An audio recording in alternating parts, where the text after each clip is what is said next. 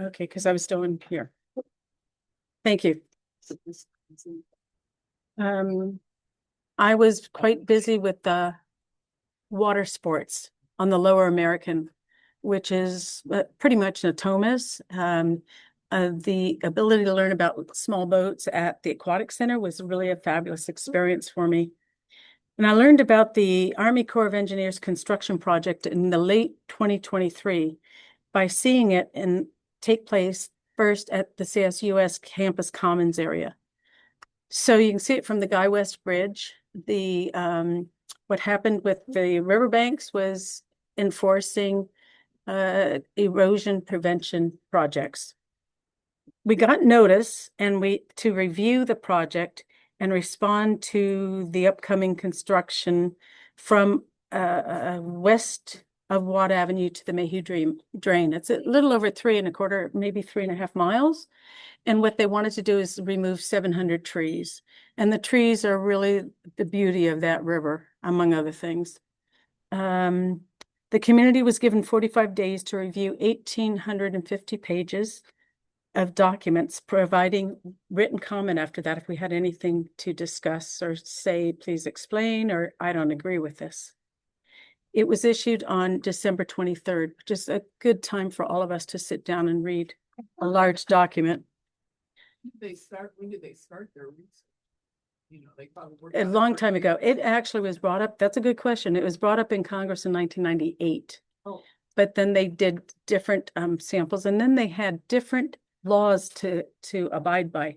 Congress issues the laws that oversee the core programs and finances them, or enables them to be financed. It's called WRDA, which is Water Resources and Development Act, and it happens every 2 years, and sometimes that changes what they're working on. Right now, they're going through a huge budget cut. And if we have time, I'll explain that to you. But that's how it works. You start with a program. And what we found in looking at this program is that they borrowed a lot of techniques from the Mississippi and the Missouri rivers. Both rivers are highly navigable. They have to be for the transfer of commodities from the north to the south of the nation. And they have to keep it dredged and clean, and the erosion cannot interrupt anything that happens there. So they imported some of the working technique that they have from these rivers. Well, our river doesn't freeze. It doesn't face hurricanes. It doesn't face waves, high wind, or big barges. So we have a little different river here, and it's a river that we all living here know and would like to keep the river here. It's called Sacramento's crown jewel for a good reason.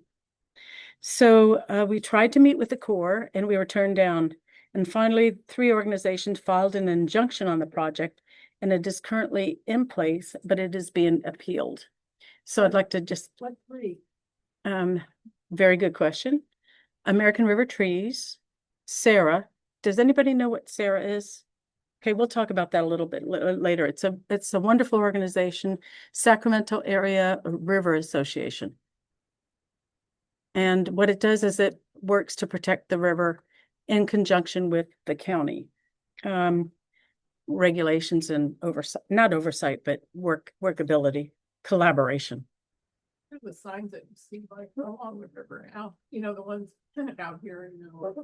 Some of them are by Sarah. They are. Yeah, some of them are Parkway. And I don't really know what all of them are. So I know there's a lot of graffiti on them.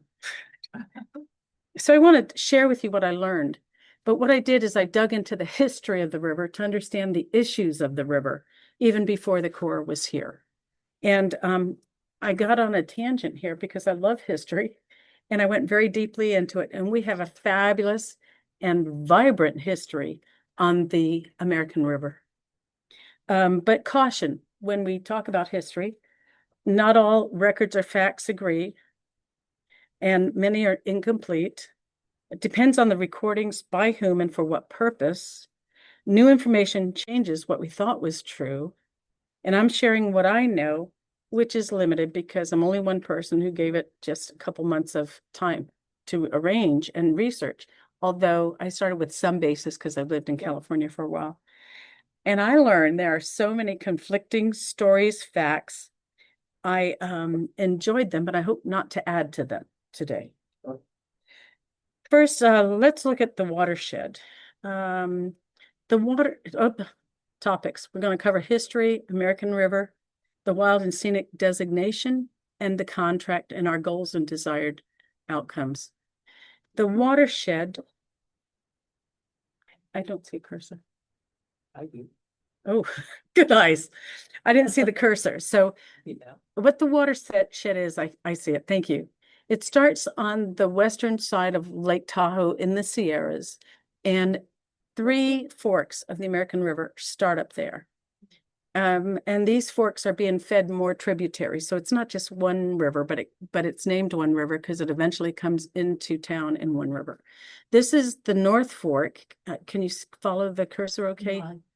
Y'all see it? Okay, good. North Fork. It goes to Auburn.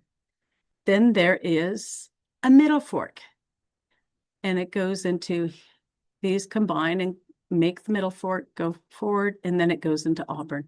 At Auburn, they come together, but you can't call one river a middle river anymore. So it's the North Fork. And then the South Fork comes in from the lower area and comes in through Placerville. And that's how we get along the river, in Highway 50, kind of travels that way. Then we have the Folsom Reservoir. The Auburn area was going to build a dam here, and they did not build it. Does anybody know why? Some wildlife. It was possibility of earthquake. There's a earthquake fault. There is a fault, yes.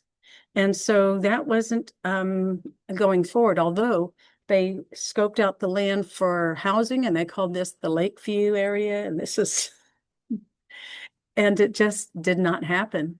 And so what they did with the 42,000 acres set aside for the Auburn Dam, they instead reduced it to 20,000, and it's now 25,000, I think.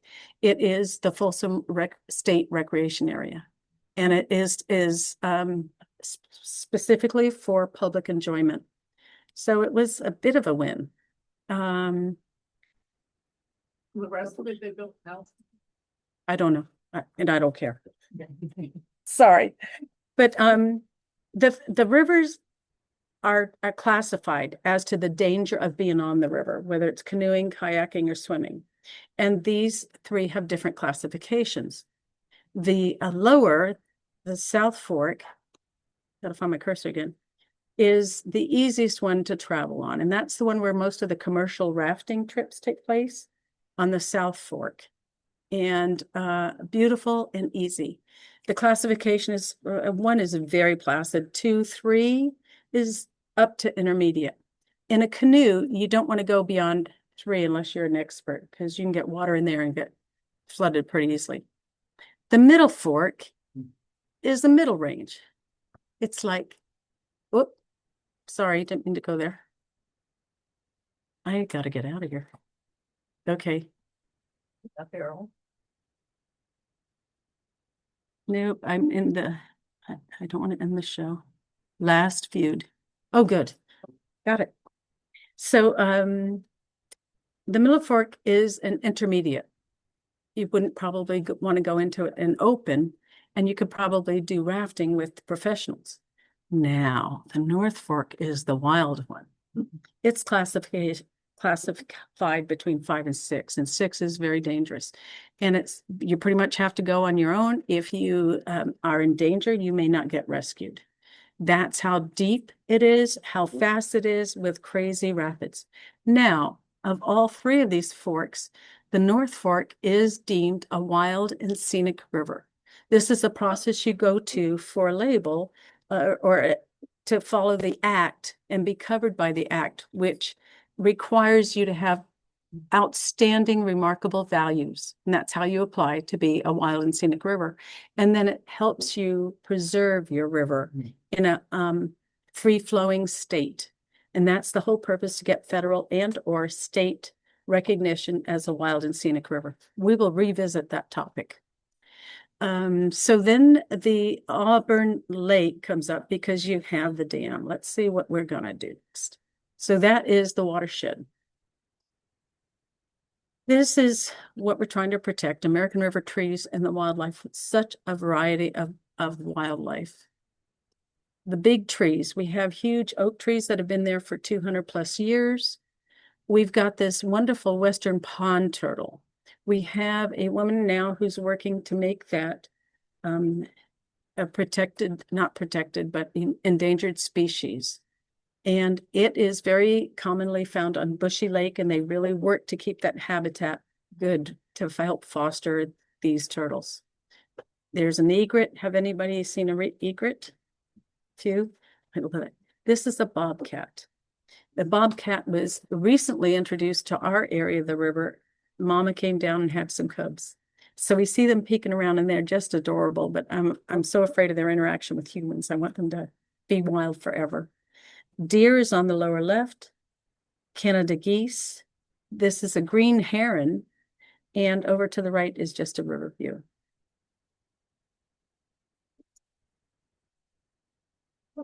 So the original inhabitants were here, according to one source, they've been here for 5,000 years. I've also seen where they're here for 10,000 years, and I'm sure they've been here since people were here. Historic resources show that they've had 26 different archaeological sites along the river. This includes the lower and upper rivers. 69 cultural resources are in our area of potential effect. The Kniskern are indigenous to the whole Sierra Nevada foothills and go up as high as the Nevada, Placer, and Yuba and Sutter counties. Following the gold rush era population loss, they are currently seeking federal recognition. They lost it in 1961. The Nevada City Rancheria Kniskern tribe is currently not recognized by the federal government, and they're actively trying to change that. There's a term the tribes use called rematriation. It's an indigenous woman-led movement to restore sacred relationships between the native peoples and their ancestral lands, cultures, and lifeways. It centers on matrilineal knowledge, the women, and challenges colonial frameworks by focusing on the return of land, seeds, artifacts, and traditional practices to their rightful communities. Also in the area is the Valley Miwok and the Patwin, the Winton Pitch peoples, were particularly near the confluence of the Sacramento and American rivers. The ancestral lands include the Yuba American Cosumnes River watersheds extending to the Sacramento River. In 1964, as I said, the federal government terminated their federal recognition and sold their 76 acres here and reservations. So these are various pictures of native people and lifestyle and some paintings. And on the back of this trifold over here, there's examples of how they use the tule reed to make other side and make the canoes and baskets and things like that. And it's fascinating. And one fellow is copying that. He's a naturalist and he's showing people how you can use these tule reeds. Does a wonderful job. Kniskern history, you can see, can't find my cursor. Yeah. I'm gonna have to make the cursor bright red. Yeah. I had it. Okay, so the Kniskern history goes from, here's Sacramento, but all the way up these rivers. You can see the different camps that they had, campsites. And one of them does have a placard near Estates Drive on the north side of the American River, and it's called Kadima. And I do have a picture over there as well, if you can, if you would like to read it. The next person that I'd like to talk, the next group or the next folks is John Sutter came to Sacramento in a very circuitous way. He started out in Germany Some people say it's Switzerland. It's 4 miles from Switzerland when he was born, but it's now a Switzerland territory, but it was Germany. So anyway, they call him Swiss, they call him German. His family's basically Swiss. He came to the US in 1825 after he had married a rich woman and had 5 children and ran a mercantile store. He was suspected of malfeasance in running the store, and he had bad debt, and he was afraid he was going to get locked up. And so he did what a lot of people were doing at that time. He decided to go to America. So he came here relatively early. He came to New York.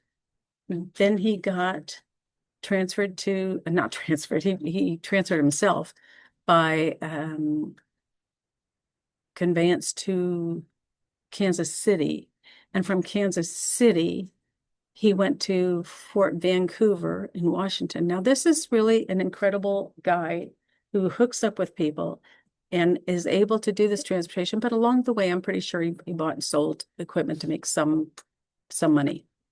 He gets to Fort Vancouver, gets a ship to Sitka, Alaska, and then he comes back, goes to Hawaii, and comes back and goes to California. Now, in all his travels, it's interesting because he was able to hook up with people that really were able to be internationally leaders. And he came here from Germany on a French passport. He speaks French. He speaks English. He speaks Spanish. And he was very talented in very many ways. But what he did is he talked the governor, Alvarado, who was in Monterey. So he goes to Monterey and he appeals to the governor. He says, look, I want to build a fort. I want to develop the land. I want a colony there. And I want to make sure that people are able to work and proceed on developing this land. And Alvarado gave him 48,500 acres to develop. That's a land grant under the Mexican government. So he hired a fellow in doing this, and it was James Marshall, who was a wheelwright. He could build wheels out of metal and wood, and he sent him up the river to develop a lumber mill because that's what he needed for his land and his acreage and building. And James Marshall thinks he found some gold. So he picked up the gold and he went back to Sutter's Fort and he asked Mr. Sutter, who now calls himself Captain Sutter, and says, is this gold? And so they looked it up and they weighed it and they said, yeah, it's gold. Well, who happens to be in the area? Sam Brannan. Sam Brannan was a newspaper man from San Francisco. So Sam goes to San Francisco, doesn't say anything about the gold until he buys up all the shovels and pickaxes and all the equipment you need to go gold mining. And then he puts it in the paper. Gold was found. So that was in 1847. 48 is when it got 47 is when he dealt in San Francisco, but 48 is when the gold rush really started. And 49er in 1849, that's when the real rush started. The sudden influx of gold into the money supply reinvigorated the American economy. 49ers were the gold seekers reflecting the peak of the gold rush. The first arrivals came in 1848 from Oregon, Hawaii, and Latin America. Agriculture, ranching expanded, and the San Francisco settlement was 200 in 1846. 200 people in San Francisco, called Yerba Buena under Spanish rule, became 36,000 by 1852. So that's quite a growth spurt. Miners came from all over, usually on muleback, with axes, pans, cradles, sluice boxes. And they would be needing equipment and food. They stopped off in the fort, but eventually the natives were run off the land. They were used to support the fort. They were any others that weren't working at the fort were gone. The settlers were landing there and they became just unwanted squatters on Sutter's land. So he went from being very rich when he came here and had the fort and the land. He developed the ag and the fort and was supporting, but these miners came in and took his cattle, took his animals, and really ran over the land.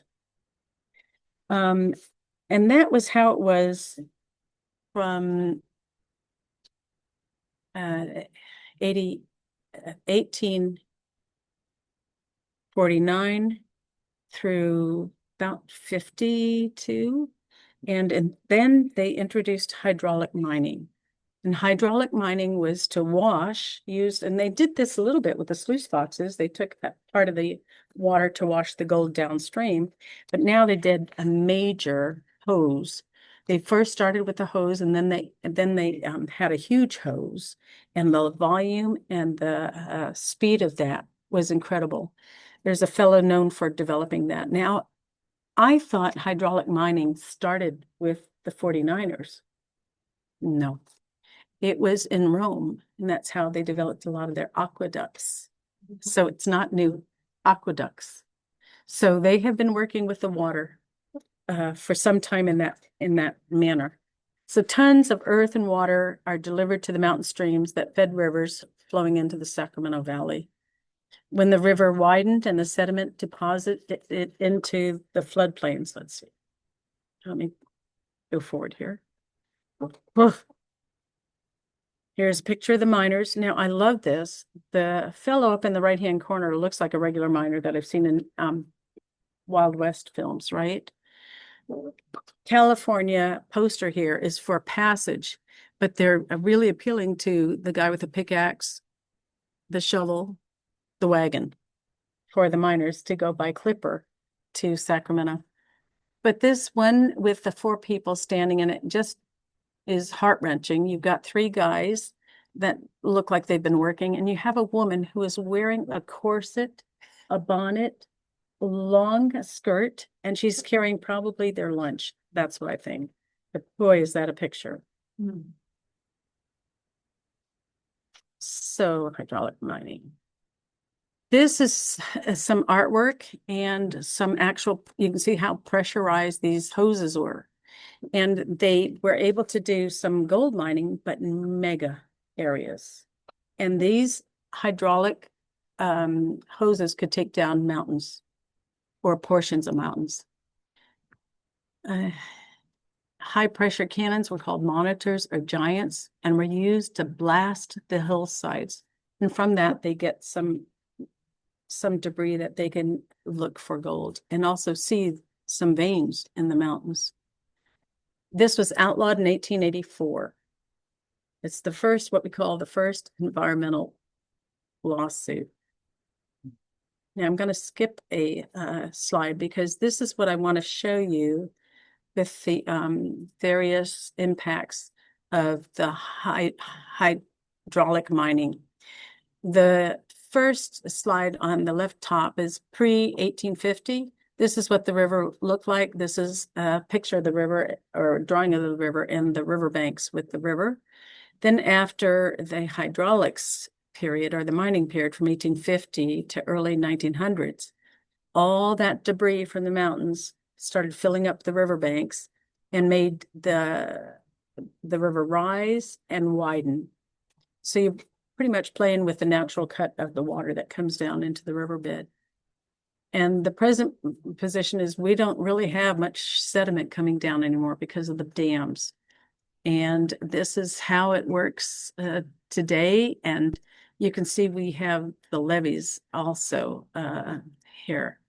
But the sediment came up and the water now erodes the bottom of the riverbed because there is no sediment there now.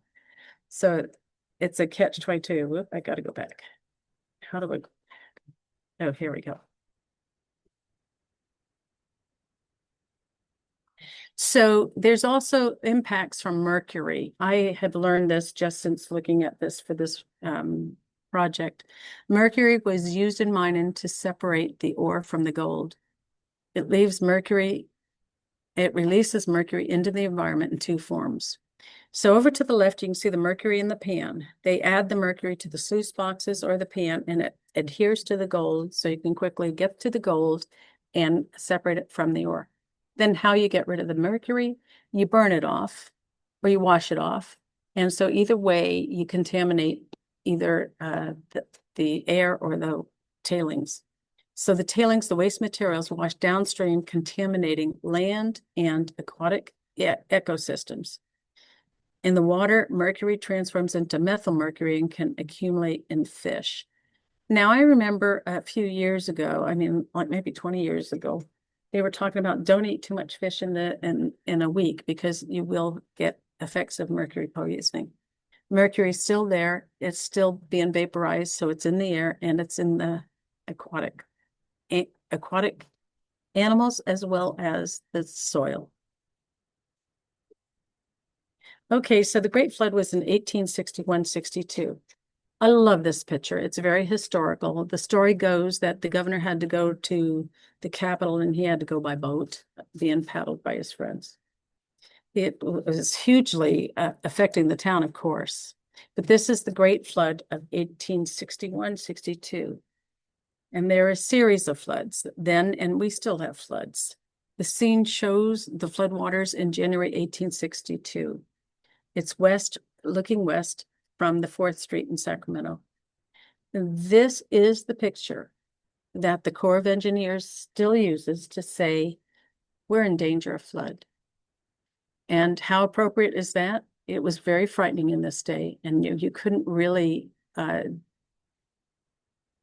do a lot of defensive tactics. However, farmers along the river were building their own levees, which were small little hillsides, and they could do it out of garbage. They could do it out of, old fence posts.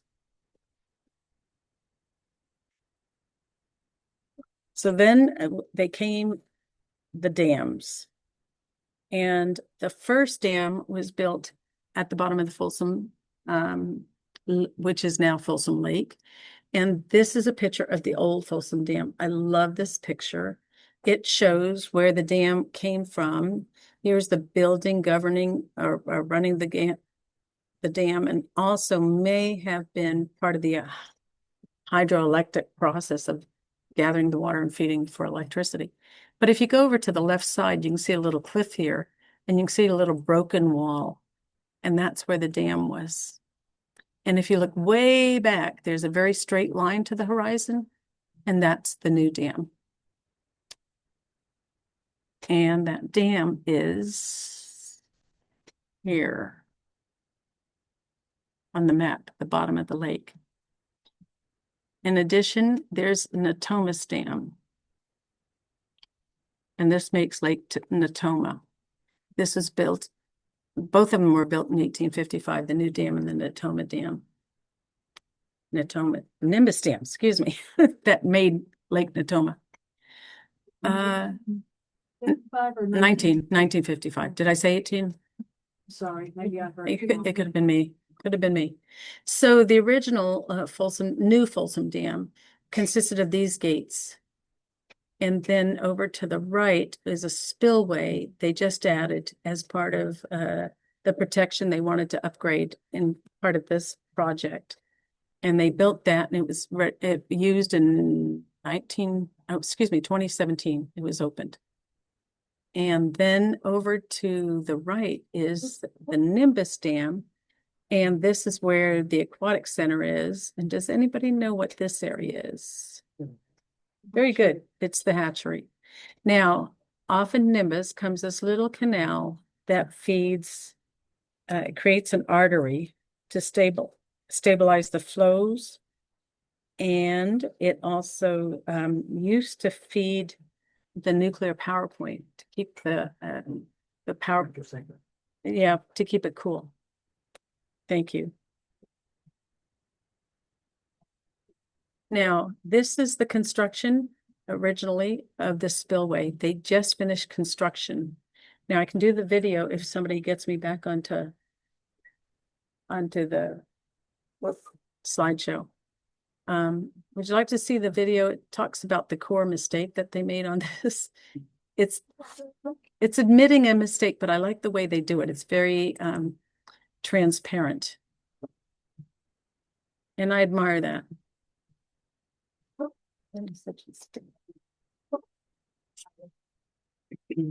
Drinking warm water before bed improves eyesight almost overnight. Thousands of people are already doing this every night as they sleep by adding one unusual. Only on CBS 13, a damn dilemma for the Folsom spillway. The flaw now forcing a fix. But are these design problems impacting storm protection? Only on CBS 13, we're getting answers on the crisis, the cause, and the cure. In 2017, local dignitaries celebrated the construction of a new auxiliary spillway at Folsom Dam. And after years of drought, the flood control project was just used for the first time this January, allowing more water to be released from the lake as a series of strong winter storms hit Northern California. But now, CBS 13 has learned that parts of the nearly billion-dollar spillway are broken. This is a case where, with all the best intent, we applied a particular technology that wasn't the optimum. Bradley Call with the U.S. Army Corps of Engineers says the problem was with these 40-foot-long metal rods that open and close these 6 steel gates. There are some cracks in the coating, so that's letting water get through those cracks. It's going to cause corrosion and could eventually not allow us to operate the auxiliary spillway. The damage stems from a design flaw within the original plans. So it hadn't been done correctly during the construction phase of the project, and so we were going to make it right. It'll now take more than $16 million to replace the 12 defective rods, which are set to be installed beginning in 2025. Our goal is to keep the auxiliary spillway in service as much as possible because it could be needed at short notice. So what impact will this have on flood control along the American River? We're not expecting that this would cause any problem, and we would only do one gate at a time, so there'd still be the remaining 5 gates to be used if that was necessary. And he says lake levels will not have to be lowered during the repairs. We want to get this done properly, resolve all remaining construction deficiencies. Now, the Army Corps says the repair work will take place during summer and fall when the spillway would typically not be needed, but all the rods won't be fixed, we're told, until the year 2027.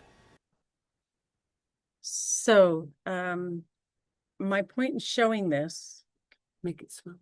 is,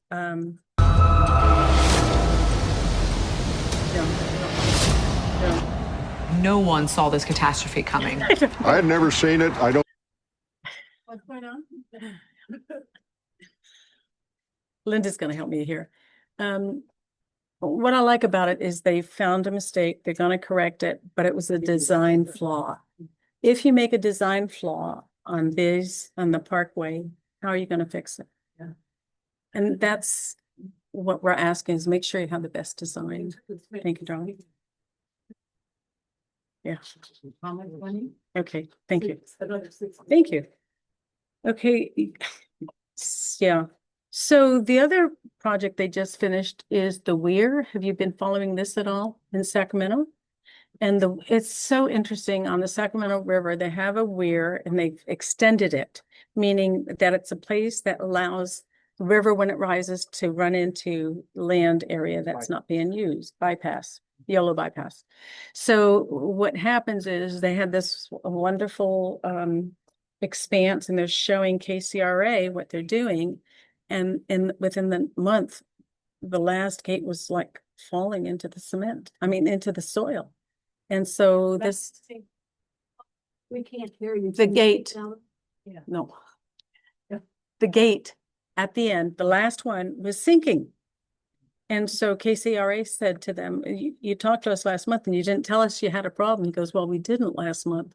It was only because we needed to make more, better tests of the soil to see how it could bear that weight. So again, this is a very recent flaw that worries us, because you need to have those checks and balances. So if we're going to, really reconstruct the river, let's do it right. So this is the American River Parkway. The American River Parkway was established for a variety of reasons. It's a 23-mile designated state and national wild and scenic river. It's located below the Nimbus Dam and flows to the confluence of the Sacramento River. It's governed by the American River Parkway Plan, which is approved by the state legislature upon recommendation of the County Board of Supervisors and endorsed by the county and Rancho Cordova City Council. So the city planner in 1915 said, look, we've got this river, we've got this corridor around it that's a real wildlife retreat. We have to protect it if we want to keep it that way. So part of our planning for the future should be to protect this parkway.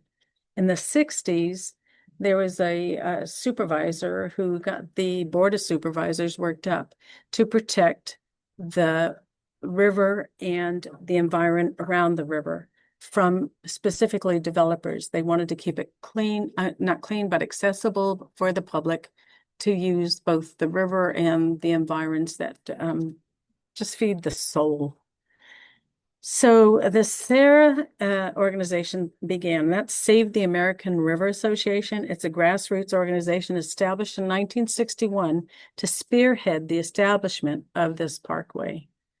Their mission is to protect and enhance the wildlife habitat, fishery, and recreational resources of the American River Parkway. The volunteer nonprofit group of members and board of directors work to ensure that the American River Parkway will survive and prosper for the benefit of future generations. Their primary mission is protecting and fighting for the public interest in land and water issues concerning the Lower American River Parkway. What they're looking at is threats of private and our commercial interests.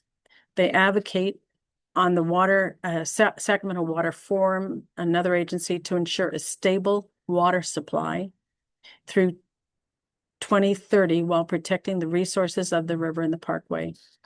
Provide representation on many local agencies and advisory boards with an interest in the river and its assets. I love the SARA group. They're the ones that helped us get started. They were the ones that coached us in what the process is in being a grassroots organization. And they supported us as our financial sponsor as we started. And we often work with them together. And the suit that has been filed in conjunction with them. I can't say enough good things about them. In 1972, the county voters approved a $12.6 million bond for the acquisition and development of the parkway. So they went along the parkway and took different parcels, bought them, and left them for the park. But there's 8 million visitors annually, 82 miles of maintained trails in the parkway, 125 acres of maintained turf. The FEA Nature Center is there and serves over 87,000 annually. Has anybody been to FEA? Very good. Love seeing that. Thank you.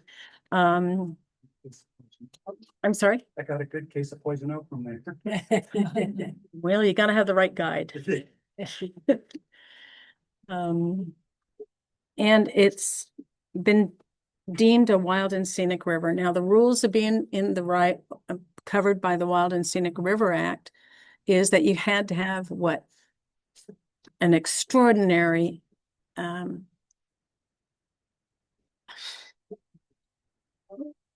remarkable value. So what is the exceptional value for the river? So we qualified for two things. One was our recreation access on the river, and the other one was for anadromous fish. Anadromous fish are the fish that live their life in the ocean and they come up the rivers to spawn. Salmon and steelhead. Chinook salmon here. And so they come up the river and they spawn eggs, and then the fish spend a few years growing from the little bitty eggs that are laid, and they become fingerlings, and they roam around the upper edges of the river, and then they swim to the ocean. During that time that they're in the river, they need to be under protection, which is the green growth that they hide under on the river's edge. And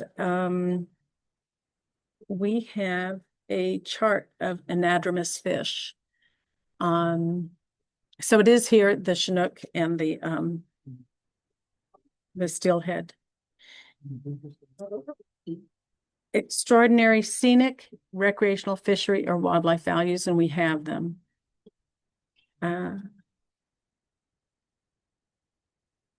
These values were identified as outstanding remarkable values by federal wild and scenic river managers in 1980, serving as the basis for acceptance of the Lower American River by the Secretary of the Interior. So what comes with the wild and scenic river? Some protections. It's federal and state law, free-flowing river. That means there's no dams, there's no impediments to the flow, that sort of thing. Here's the parkway showing from Folsom Dam. If you can follow it, it wiggles quite a bit, and then to Sacramento. Our contract is here and it's circled. You can see the circle on the bottom. What is that called? College Greens East. It's between, this circle is between Watt Avenue and the Mayhew Drain. And it's about 3¼ miles. And that whole contract is of great concern because of the wreckage that will take place of the riparian environment. And this is also shown on our trifold here, and it's very interesting to see different parts of the parkway and what historical factors from there. It's also, if you get to see, I think I have a map here where we have the parkway laid out where you can actually go and see the different mining sites that they had, or different parts of the river that have these interesting names like Sailor Bar. Any names? Can you come? I'm sorry? Grist Mill. There was actually grist mill. Right. And there's usually some interesting history to it. This particular circle, I want you to look at this and how it is not the same as the whole rest of the river in that it's straight. And because it's straight, we are fighting that it doesn't need incredible erosion prevention because it doesn't hook up. One of the engineers was viewing the river with a friend, a Corps of Engineer, and he said, look at this erosion here, my gosh. Well, my friend's husband was there and said, well, when we were kids, we ruined that whole area because we're running up and down to get in the tree to fall in the river. So there's lots of reasons we have erosion. Okay, now this part is called Contract 3B, if you hear of it. What happened with the American River project that the Corps is doing, they had 8 projects within it. American River, yeah, it's not coming to me, but those projects, 8 projects, and they were all over. One is the creek up north. One is the Sacramento River that they finished. One is upriver near Sac State and CSUS. And this is one of 8, and it's one of the last ones they are doing. But again, they haven't started it, and we filed that injunction. Why did they do that? Are they those yellow floats? I've seen some yellow floats in the river. I went on the tour with you when you showed us through that river, and clay banks were there. And so I was just wondering, what are they doing right now? Nothing, because there's a court injunction. So we're pleased with that. The question is, what are we doing? What are these floats and where is the Corps now? And it is stopped. I'm saying that for Well, the that's other good. folks. Well, we think so. Yeah. Right now, yeah.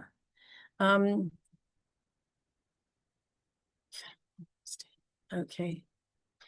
Again, recreation is one of our extraordinary values, remarkable values. This is bird watching out here with the binoculars. And that's what I've come since I've become a bird watcher, since my legs no longer work real well. This is an osprey. paddle boards, walking, rafting, just scenic stuff. And of course, the small craft, the canoeing. Anadromous fish, we've talked about those. Here they're fighting for their, they fight so hard to go upriver and then they die. It's so sad. The steelhead trout. And this is the cycle of the anadromous fish. They're showing you how the young, within one egg, within the first step is the eggs, and then they hatch, and then they feed off their red sac. Then they become juveniles, fingerlings, and then they migrate. And all during this time, when they're very, very small, they need to be able to hide from predators and get fish. Yes, in the river and on the river's edge. Yeah. So how do we support them here during the core work?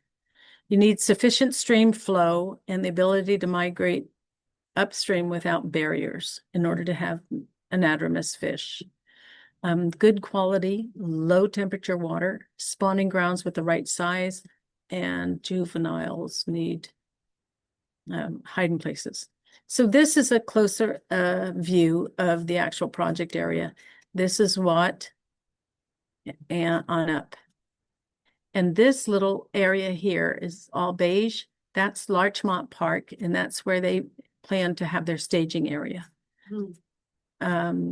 So all of this is going to be affected. Yeah, they got a lot of signage up on park and And I haven't seen it. park there. I've seen it, if you walk along the paths close to the river. you know, Okay. some- Okay, very good. I don't walk anymore, and I appreciate that comment. Thank you. This project is with the state sponsor, which is the Corps. No, excuse me, the federal sponsor, the Corps, the state sponsor, which is Central Valley Flood Protection Board. And one of the managers there told us there are some environmental damage they're going to do and they can't avoid. And one of those is air quality, one is noise, and one is vibration. And vibration, you don't have to worry about it if you're 75 feet away from where the traffic's going to be. The traffic's going to be on the levee. A lot of our houses back up within 20 feet of the levee. And with the construction they had in Sacramento, I know of people that have had their foundation redone as a result of the construction.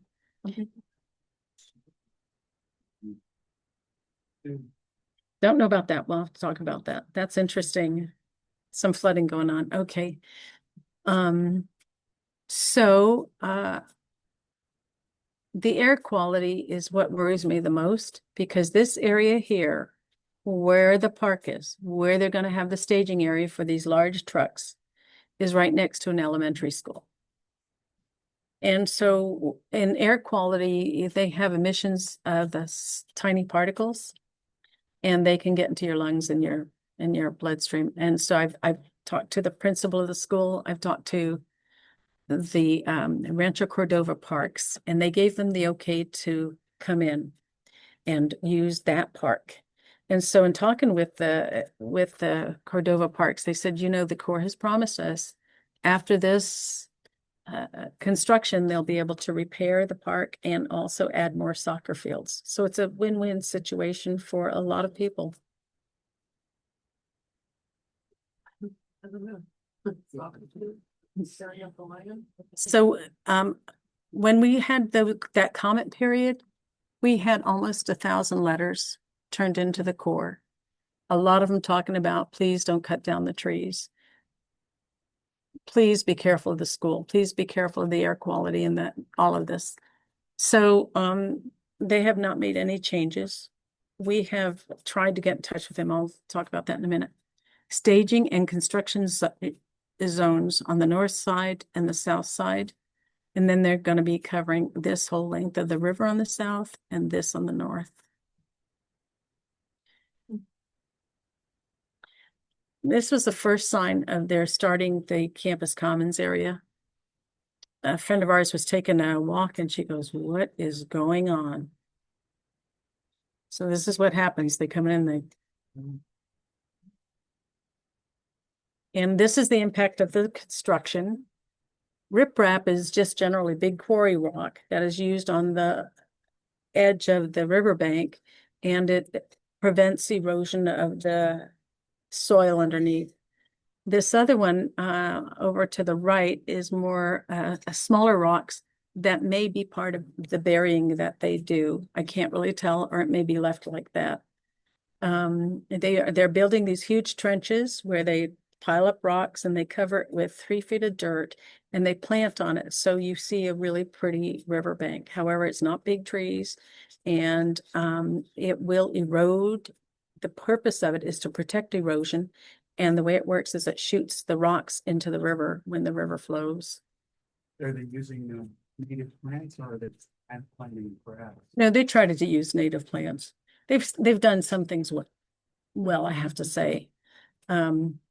And these are two of the techniques they use. This one is covering up whatever's underneath, which may be rocks, and taking out the trees that are done. Over to the right of this picture, I want you to look at these little blogs of stuff. And what it is, it's the trees taken down from orchards, and they're tied to the river's edge. And the reason is they're trying to help the fish, the fingerlings, survive their traveling, or the older fish survive the traveling.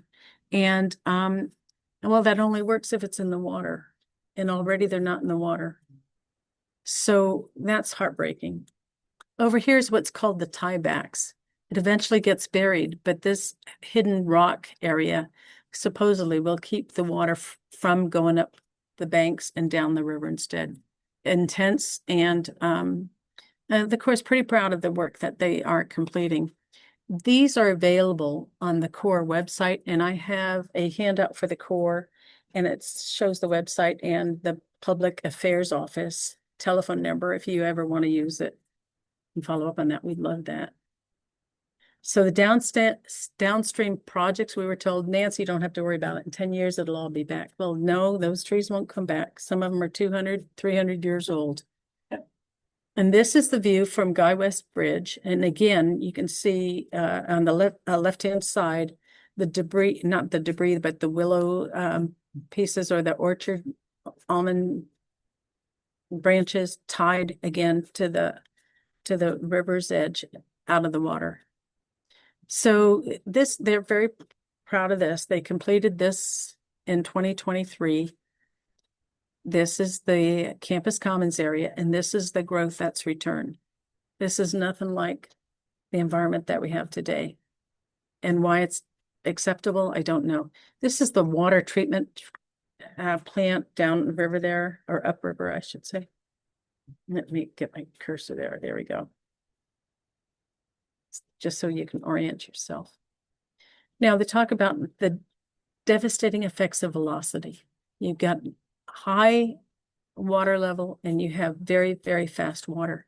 So this is a model of the water and the high velocity.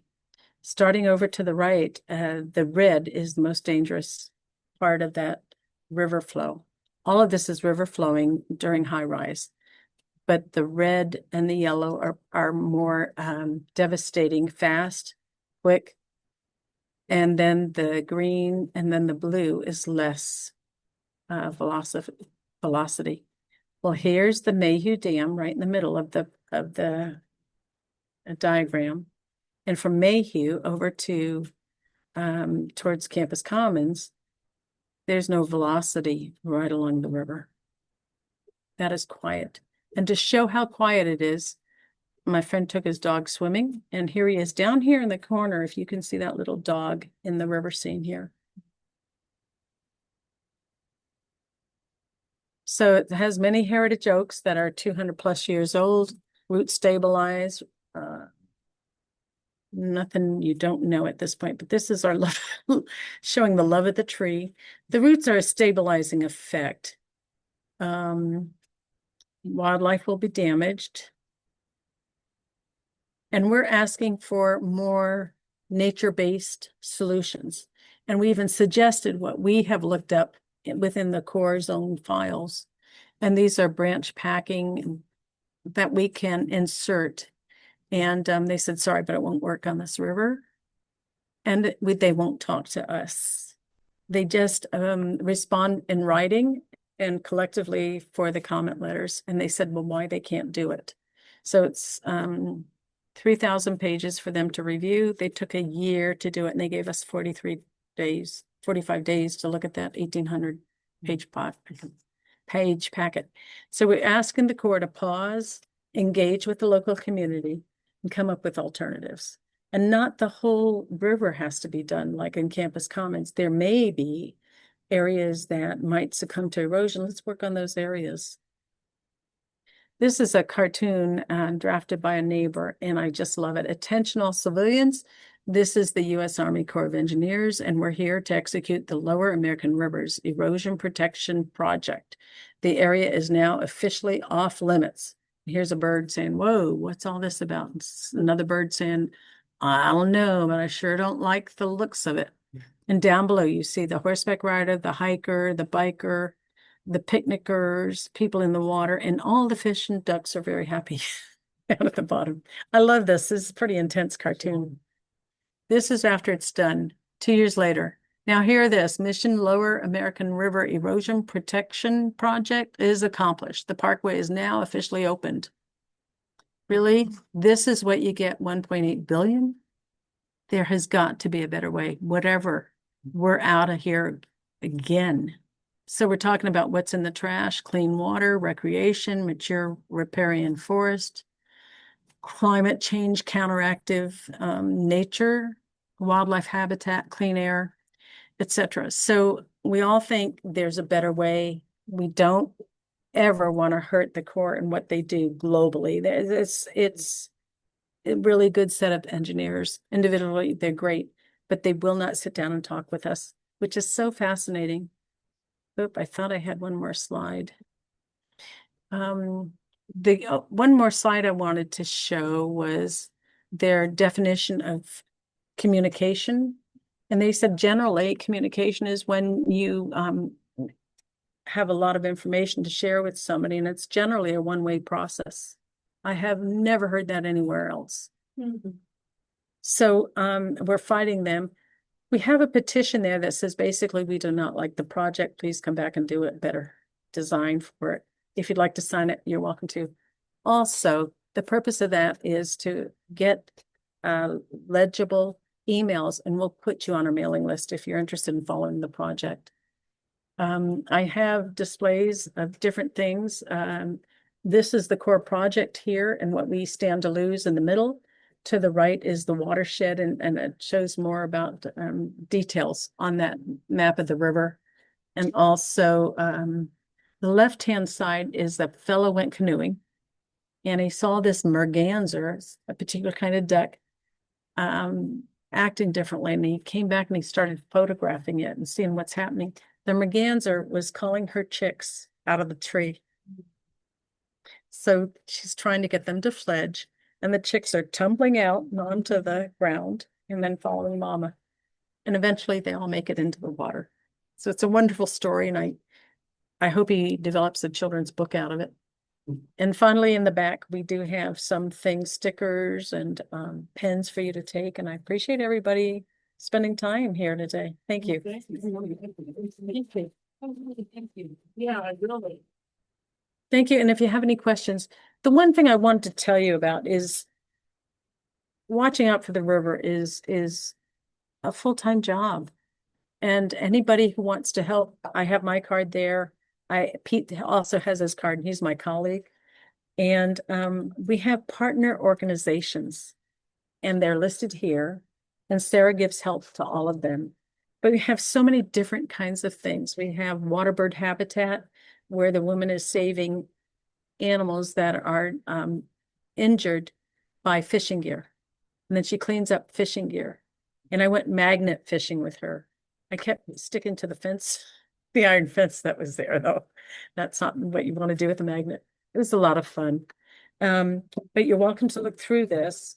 This is information on Sarah. These are the projects that Sarah is currently working with. And one of those is the Rio Americana High School. They want to bring in a new stadium and these huge lights and a cell tower. on the river, or excuse me, near the river.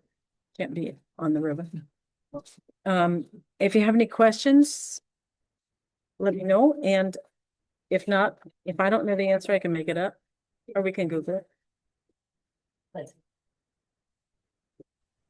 Thank you, Nancy. Thank you. Thank you, David. That was sweet. What, elementary school name is it? Earlwine. Okay. Do you know anything about it?